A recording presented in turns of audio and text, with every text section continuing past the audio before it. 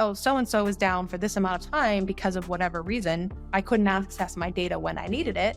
There you go. You have brand and reputation risk.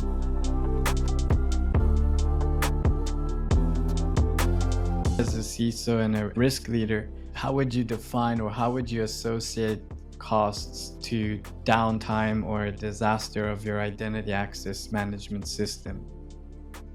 So that's a great question. I think there's several different aspects, so I'll try to tackle them as concisely as I can. So if you are using an identity and access management IAM tool for your customers to access your platform and their data, and that goes down, you can tie that risk to the dollar value, the financial loss of that customer. So if you have a $250 million customer that can no longer access your platform and their data, and let's say it's data that they need for an investigation into anything, that could be catastrophic for you, depending on your risk tolerance. That is a completely separate conversation, but really every company should know what their tolerance is in terms of, it's okay if I lose a $250 million customer due to bad service, or oh my God, the world is ending. This could potentially be an extinction event for me. I tend to err on the side of caution, so that to me is a catastrophic event. In addition to that side of the potential financial loss, you also have impact on your brand and your reputation. Gone are the days where you can say, yeah, but my vendor went down. It's not the same anymore. Now it says, okay, product X went down, but it's a third party of my company. Therefore, I'm now impacted. I'm liable. How am I going to recoup some of those losses?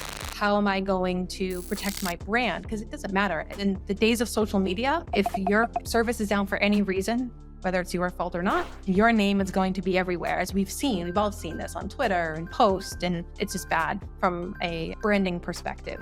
So you also have the impacts to your brand, and then the customer relationship that's tied to that. So sure, you could potentially lose the financial side, maybe not drop the customer, but owe them for the downtime, owe them rebates because it's in your contract that way.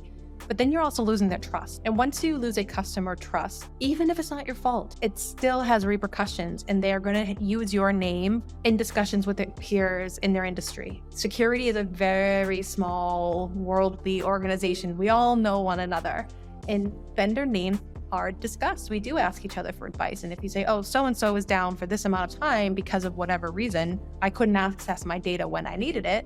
There you go. You have brand and reputation risk tied to something that isn't necessarily your fault. So all of these things kind of come together, and you can quantify it. It's really based on how you will tolerate a potential loss from that perspective.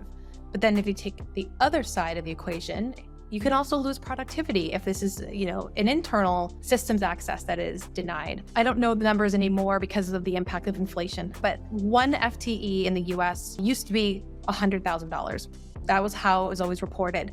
And you can say, my entire engineering team could not access the platform for X number of hours, 8 hours by whatever number of employees, times $100,000.